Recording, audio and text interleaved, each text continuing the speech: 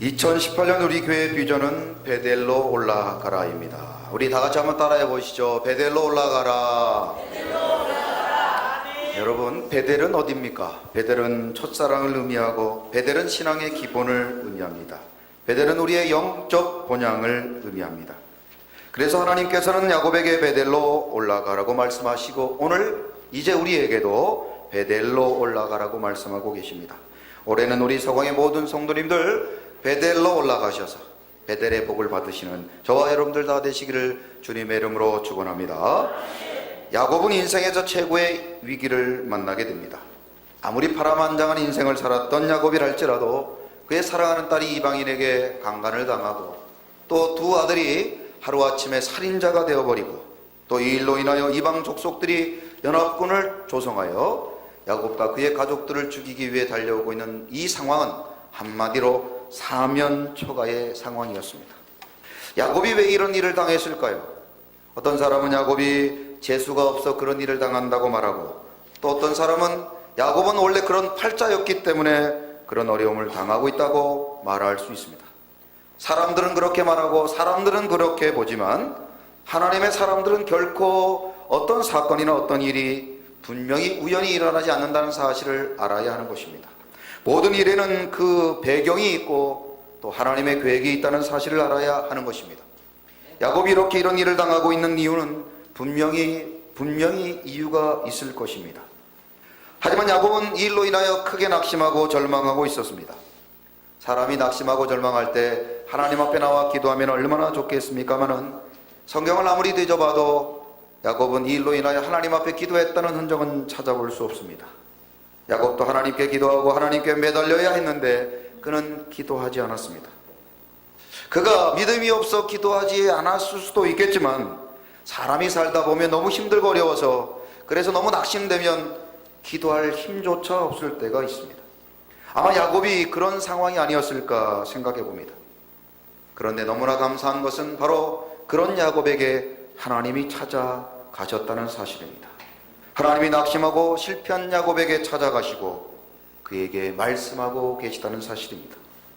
마치 이 모습은 에덴 동산에서 범죄하고 숨어있던 아담과 하와에게 찾아오시고 위로해 주시고 그들에게 가죽옷을 입혀주셨던 하나님의 모습을 연상케 하는 것입니다.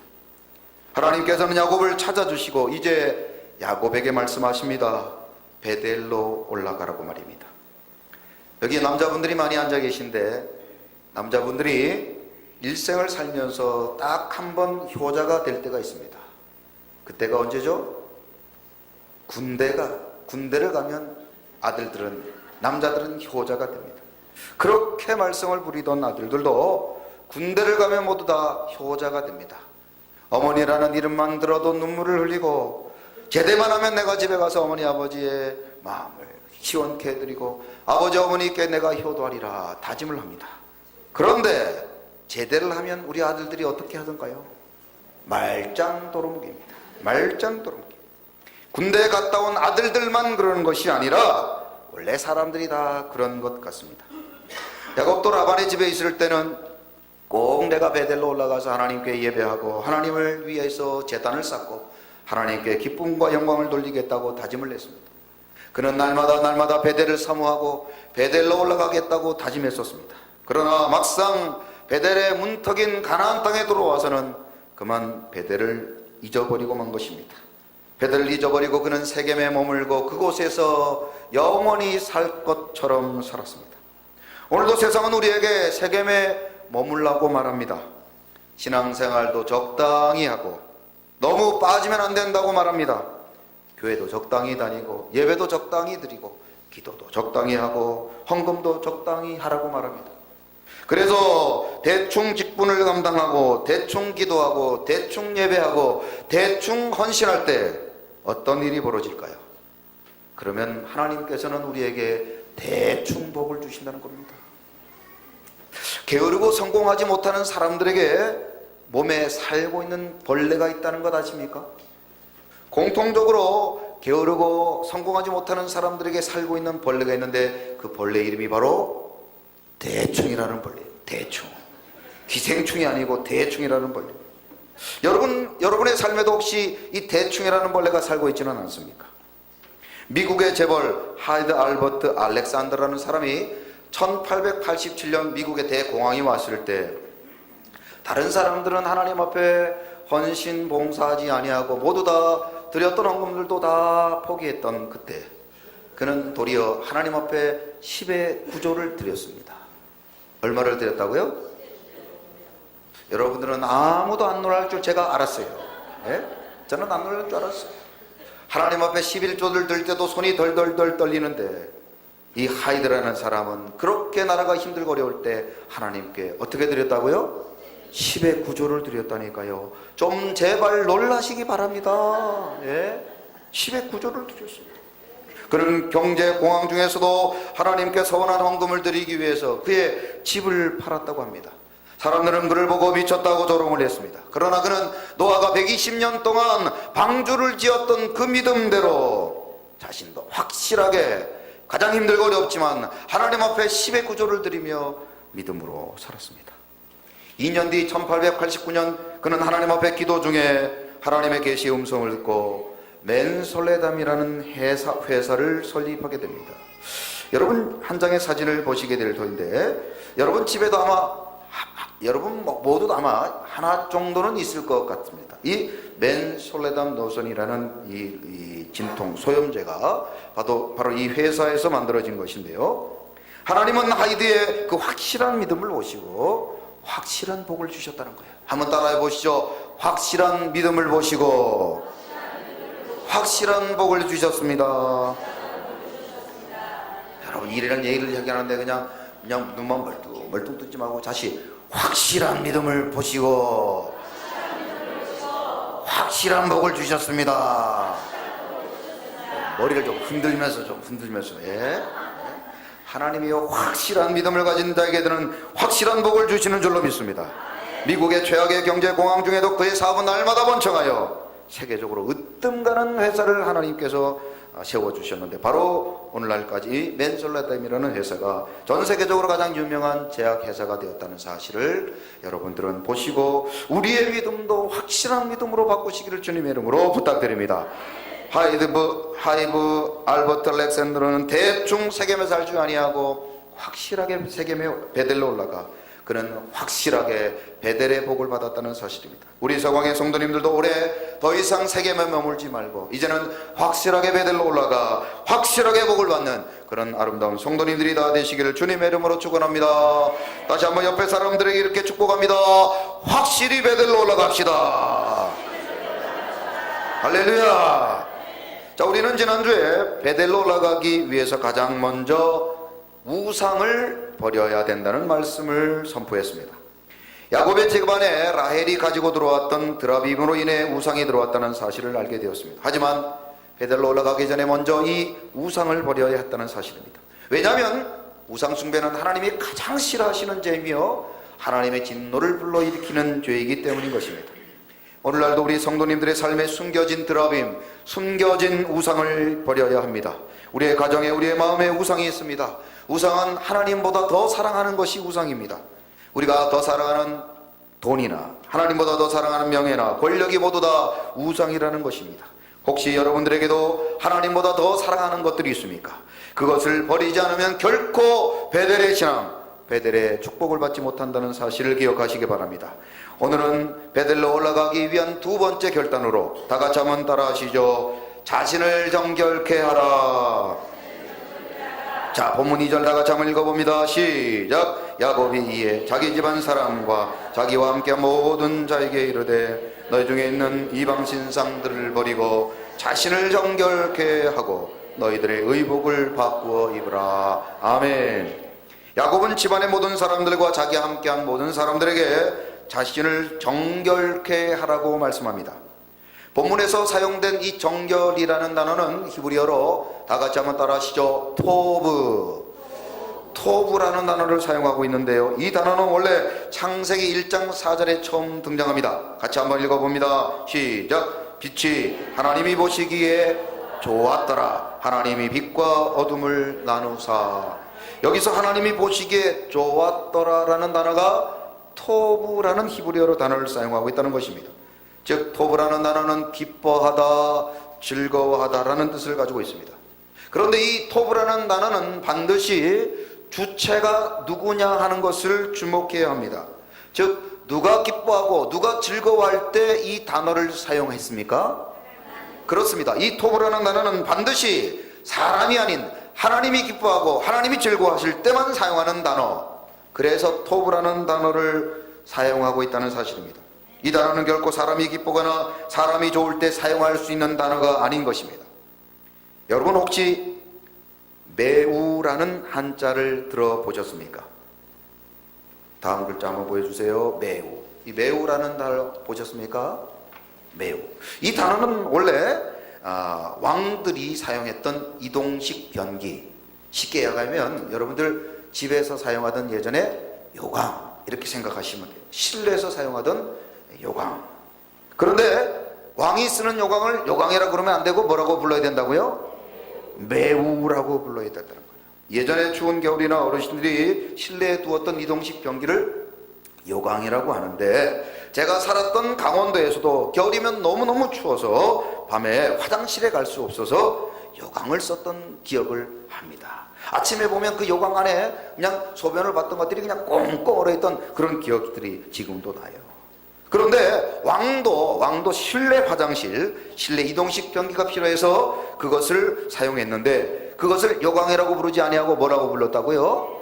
매우라고 그랬다. 매우. 말 그대로 치자면 매화가 마치 비를 내리듯 이렇게 내려있는 곳, 그것이 바로 매우다. 아무리 지체 높은 양반의 집에 금으로 된 요강이 있어도 그것을 매우라고 부르면 됩니까? 안 됩니까? 안 됩니다. 바로 그날 역적죄로 잡혀가는 거예요. 왜요? 매우라는 말은 누가 사용해야 돼요? 왕만 사용하는 단어였기 때문이었습니다. 여러분 옛날에 왕의 얼굴을 뭐라고 불러요? 용환이라고 불러요. 어떻게 그렇게 잘 아십니까? 왕의 손은 뭐라고 그래요? 왕의 손은 옥수. 왕의 눈물을 뭐라 그래요? 용루. 하여튼 왕에 관련된 용어는 그냥 함부로 쓸 수가 없습니다. 그래서 여러분들 지체 높은 양반이 여봐라, 당장 가서 매우를 가져와라 그러면 어떻습니까? 그 사람은 왕 앞에 가서 매우 맞게 되는 거예요. 매우 맞게 되는 거예요. 이런 이야기를 알아들어야 되는데 말입니다. 참고적으로 왕이 대변과 소변을 볼 때 이거를 뭐라고 그래요? 똥입니까? 오줌입니까? 이렇게 얘기할 수가 없어요. 그럼 뭐라고 말하죠? 자, 다음 단어 한번 보여주세요. 왕이 이렇게 매우에다가 쏟아내는 대변과 소변을 뭐라고 부른다고요? 매화. 여러분들 광야에 가면 무슨 축제가 있어요? 참고하시고 참석하시기 바랍니다. 왕의 대소변을 함부로 부를 수 없기 때문에 뭐라고 불렀다고요? 매화라, 그렇게 부릅니다.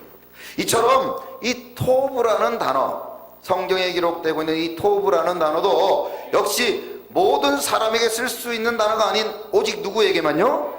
하나님께만 쓸 수 있는 단어였습니다. 그래서 하나님이 기뻐하고 하나님이 즐거워하셨다 할 때 사용하는 단어가 토브라는 단어입니다. 그래서 민수기 24장 5절에 보면 이 토브라는 단어를 이렇게 사용합니다. 같이 읽어보죠. 시작. 야곱이여 내 장막들이, 이스라엘이여 내 거처들이 어찌 그리 아름다운고. 누가 보시기에 아름답다는 겁니까? 하나님이 보시기에 아름답다는 거예요. 그러므로 정결이라는 단어는 하나님이 보실 때 깨끗하다, 하나님이 보실 때 합당하다라는 뜻입니다. 이것은 정결의 기준이 우리에게 있지 아니하고 누구에게 있다는 겁니까? 하나님께 있다는 거예요. 내가 아무리 정결하다고 생각하고 내가 아무리 깨끗하다고 생각해도 그것은 잘못됐다는 겁니다. 하나님이 보실 때 깨끗하고 하나님이 보실 때 정결할 때 그것이 토부, 정결이라는 것입니다.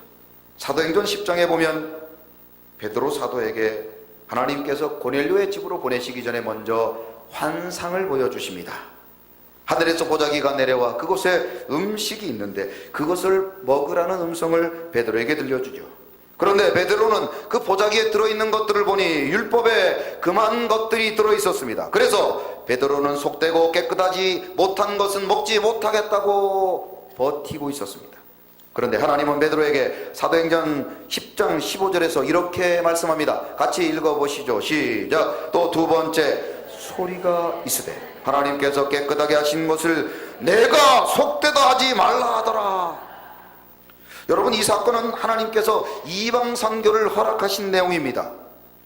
당시 유대인들은 이방인들이 저주받은 민족이고 그들에게는 복음이 필요하지 않다고 생각했습니다.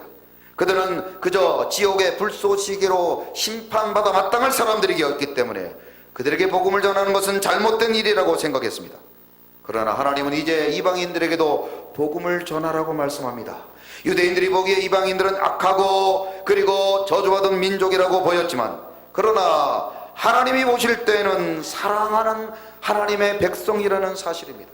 그래서 이제 하나님께서는 사도들에게, 이방인들에게도 복음을 전하기 위해서 베드로에게 이 환상을 보여주신 것입니다.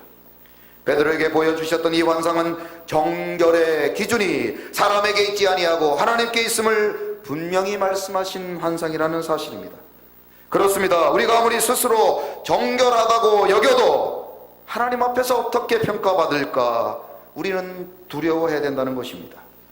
마태복음 7장 22절에 보면 어떤 사람들이 마지막 날 하나님의 심판대 앞에 섰습니다. 그리고 아주 자신 있게 이렇게 말합니다. 자, 같이 한번 읽어보시죠. 시작. 그날에 많은 사람들이 나더러 이르되 주여 주여 우리가 주의 이름으로 주의 이름으로 귀신을 쫓아내며 주의 이름으로 많은 권능을 행하지 아니하였나이까 하리니, 선지자 노릇도 하고 주의 이름으로 귀신도 쫓아내고 많은 권능도 행했습니다.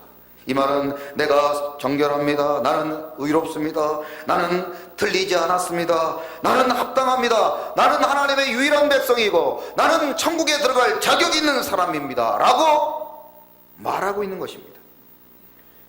그런데 이것은 어디까지나 자신의 생각이었습니다.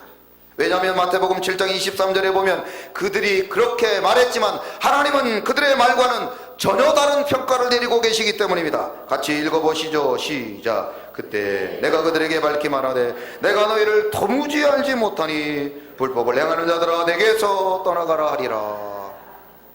나는 하나님 앞에 합당한 자라고 생각하고 나는 의로운 자라고 생각하고 나는 하나님의 나라에 들어갈 자격이 있다고 생각했지만 하나님은 우리를 전혀 모르시겠다고 말씀하신 것입니다. 하나님의 기준에 볼 때 너는 부족하다라고 말씀하신 것입니다. 그러므로 정결의 기준은 사람에게 있는 것이 아니라 하나님에게 있다는 것입니다. 하나님이 보시기에 좋은 것이 좋은 것입니다. 하나님이 선하다고 판단할 때 비로소 선한 것이고 좋은 것인 줄로 믿으시기 바랍니다. 그러므로 우리는 언제나 하나님 편에 서야 되는 줄로 믿습니다. 하나님을 우리의 편에 두지 마시기 바랍니다. 우리가 기도할 때 하나님은 내 편이라고 생각합니다. 물론 틀린 말은 아니지만 그렇다고 맞는 말도 아니에요. 정확하게 말하자면 우리가 하나님 편에 서야 됩니다. 우리가 하나님 편에 서서 언제나 하나님을 바라보고 살아가야 되는 줄로 믿습니다. 내가 기준이 되고 내가 주인이 되면 안 됩니다. 하나님이 기준이 되시고 하나님이 주인이 되어 주셔야 되는 줄로 믿습니다. 우리 서광의 성도님들은 언제나 사람 편에 서지 말고 하나님 편에 서서 하나님께 기쁨이 되고 하나님께 영광이 되고 하나님께 합격되는 귀한 삶이 되시기를 주님의 이름으로 축원합니다. 그래서 데살로니가전서 2장 4절에 보면 우리 삶의 목표를 이렇게 두라고 성경은 말씀합니다. 같이 읽어보죠. 시작. 오직 하나님께 옳게 여기심을 입어 복음을 위탁받았으니 우리가 이와 같이 말하면 하나님을 기쁘게 하려 함이요 오직 우리의 마음을 감찰하시는 하나님을 기쁘시게 하려 함이라. 아멘. 다 같이 한번 따라하시죠. 하나님을 기쁘시게 합시다. 받아가는데 우리 모든 서광의 성도님들은 남은 생에 우리가 하나님께 기쁨이 되고 하나님께 즐거움이 되는 귀한 삶을 살아가시기를 주님의 이름으로 축원합니다. 나 주님의 기쁨 되기 원하네. 내 마음을 새롭게 하소서. 새로 내가 되게 하여 주사. 주님의 빛 비추게 하소서. 내가 원하는 한 가지 주님의 기쁨이 되는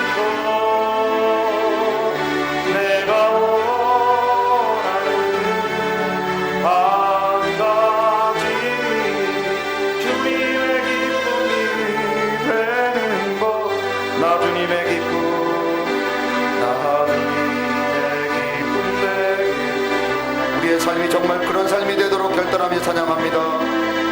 새롭게 하소서. 새 부대가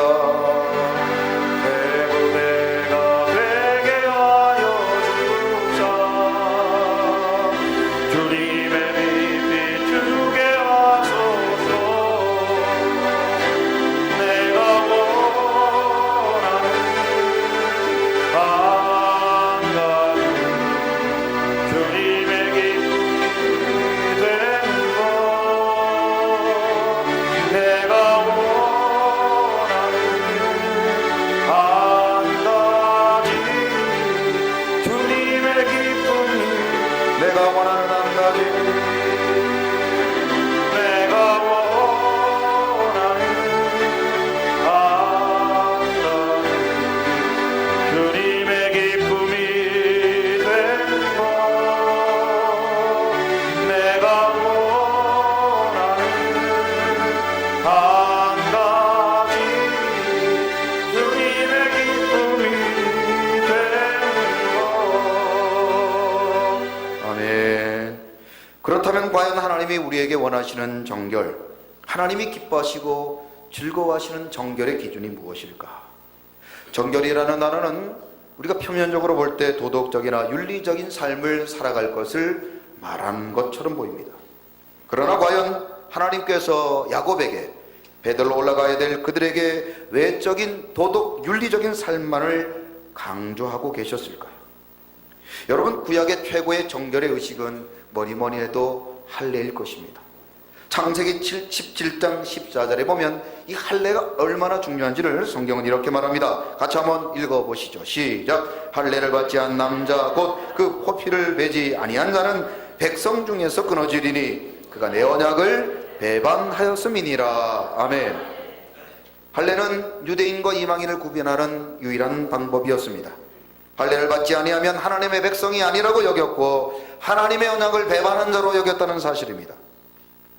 세겜에서 딸 디나가 강간을 당한 것 그 자체도 끔찍한 일이지만 할례 받지 않은 이방인에게 강간을 당했다는 이유 때문에 야곱과 그의 아들들은 더욱 분노했다는 사실을 우리는 잘 알고 있습니다. 그래서 야곱의 아들들이 세겜의 족속과의 통혼의 유일한 조건으로 할례를 제시했다는 사실이죠. 그런데 이처럼 외적인 정결 의식인 할례를 육체만 행할 것이 아니라 다른 곳에 행하라고 신명기 10장 16절은 말씀합니다. 같이 읽어봅니다. 시작. 그러므로 너희는 마음의 할례를 행하고 다시는 목을 곧게 하지 말라. 할례의 문제는 구약에만 국한된 것이 아닙니다. 신약에서도 그것도 초대교회 안에서 여전히 할례는 중요한 정결 의식으로 여겨졌습니다.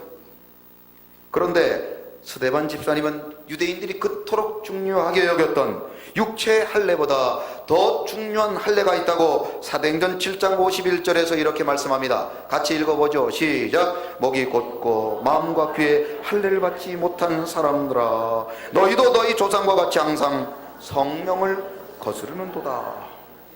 아무리 육체의 할례를 받고 정결의 의식을 치루었다 해도 정작 마음의 할례를 받지 못한 것은 참된 정결이 아니라는 사실입니다.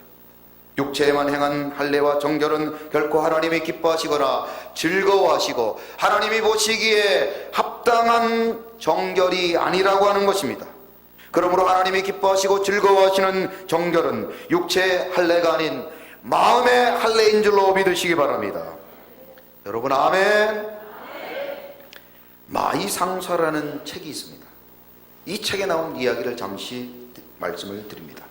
하루는 이 책의 저자인 마이선이라는 사람이 길을 지나가고 있는데 젊은 머슴 한 사람이 나무를 하고 있는데 그 얼굴을 보니 죽음의 기운이 드려져 있다는 것입니다. 그래서 마이선이는 머슴에게 가서 당신의 삶이 얼마 남지 않았으니 이제 더 이상 열심히 일할 필요가 없다라고 말해 주었다고 합니다.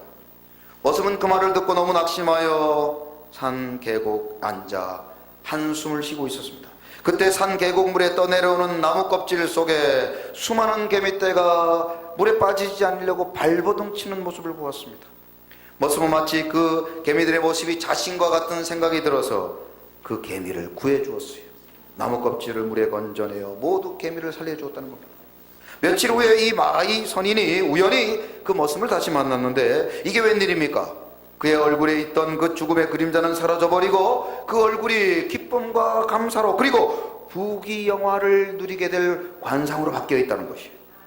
마이 선인은 그 머슴이 개미떼를 구해준 이야기를 듣고 크게 깨달아서 이 마이 상사라는 책 마지막에 이런 글을 남겼다고 합니다. 자, 오늘은 한자 천국이에요. 자, 한번 읽어봐요. 상호부려 신호요, 신호부려 심오라.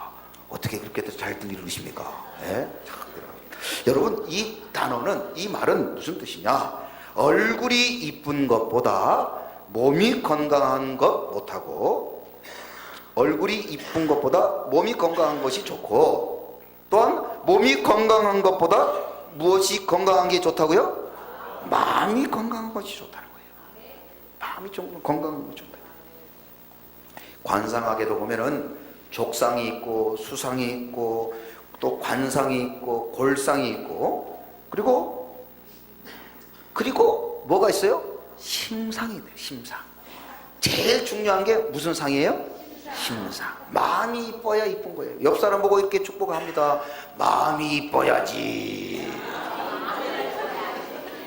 얼굴이 아무리 이쁘고 얼굴에다가 이쁜 걸 아무리 갖다 발라도 마음이 안 이쁘면 안 이쁜 거예요. 안 이쁜 거예요. 우리 서광의 성도님들은 마음도 이쁘시기를 주님의 이름으로 축원합니다. 다시 한번 옆 사람 보고 이렇게 축복해봐요. 마음도 이쁘십니다.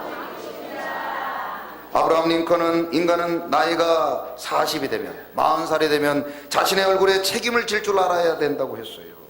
어떤 사람을 얼굴을 보면은요 은혜가 되고 미소가 지어지고 기쁨이 되는 그런 사람이 있는데 어떤 사람은 얼굴을 보면은 겁이 나고 그죠? 등골에 땀이 나고 이런 사람이 있어요.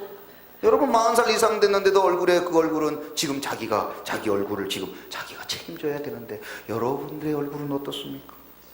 어릴 적에 천연두를 알아 얼굴이 곱지 못했던 백범 김구 선생님도 관상부려 심상이라. 아무튼 어른은 한자가 많아요. 여러분 이해하시기 바랍니다. 이 말은 아무리 관상이 좋아도 마음의 상보다 못하다는 거예요. 아무리 좋은 상을 가지고 있어도 마음이 안 이쁘면 아무 소용이 없다는 겁니다. 오늘날 도덕 윤리적으로 흠없는 사람을 찾기란 참으로 쉽지 않습니다. 그러나 더 힘들고 더 귀한 일은요 마음이 이쁘고 마음이 착한 사람을 찾는 것이 정말 어렵다는 것입니다. 그러므로 마음이 깨끗한 것이 하나님이 기뻐하시는 참된 정결이라는 사실을 기억하시기를 주님의 이름으로 축원합니다. 그래서 베들로 올라가기 위해 야곱기 그의 가족들에게 한 모든 말씀 가운데 자신을 정결케 하라는 말은 도덕과 윤리적인 삶을 살라고 말한 것이 아니라 우리의 마음을 고치라고 말하는 것입니다.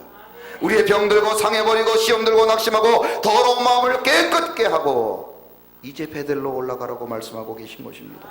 우리의 마음에 죄와 정욕으로 가득 찬 마음으로는 베들로 올라갈 수 없다는 것입니다. 그래서 이제 우리의 더러운 마음을 비우고 우리의 마음을 회개하고 우리의 마음을 새롭게 하여 베델로 올라가서 베델의 축복을 받으라고 하나님은 우리에게 말씀하고 계신 것입니다. 그래서 사도 바울은 로마서 12장 2절에서 이렇게 우리에게 권면합니다. 다같이 읽어봐요. 시작.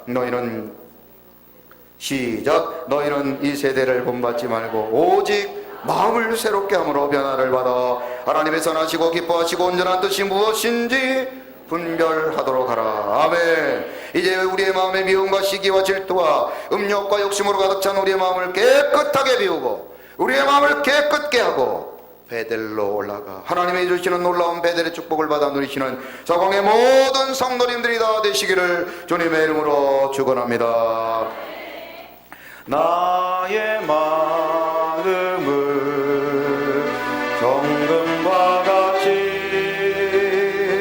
정결케 하소서. 나의 마음을 정금과 같이 하소서. 내 영혼에 한 소망 있으니 주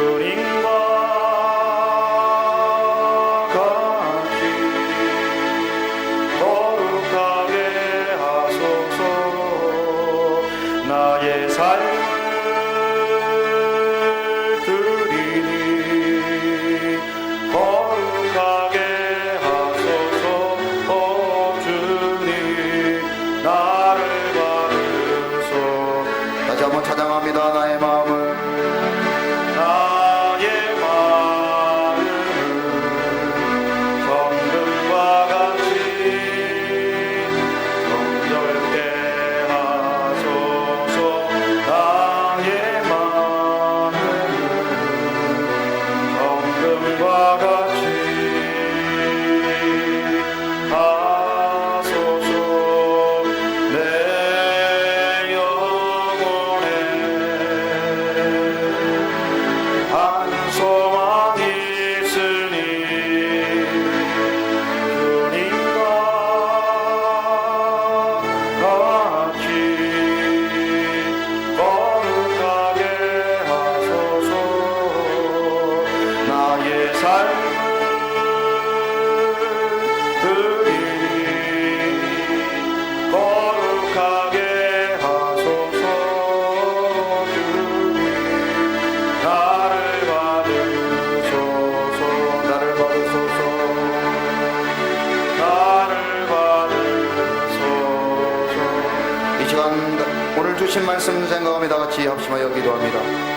우리의 상하고 병들고 깨진 마음, 세상의 정욕과 죄악으로 가득 찬 마음으로는 결코 베델에 올라갈 수 없으며 베델의 축복을 받아 누릴 수 없습니다. 오늘 우리의 마음의 시기와 질투와 미움을 버리고 우리의 마음을 새롭게 하고 우리의 마음을 정결케 하여 베델로 올라가 베델의 복을 받아 누리는 우리 모든 성황의 성도님들이 되게 해달라고 이 시간 다 같이 말씀을 생각하며 주여 한번 외치며 동성으로 기도합니다.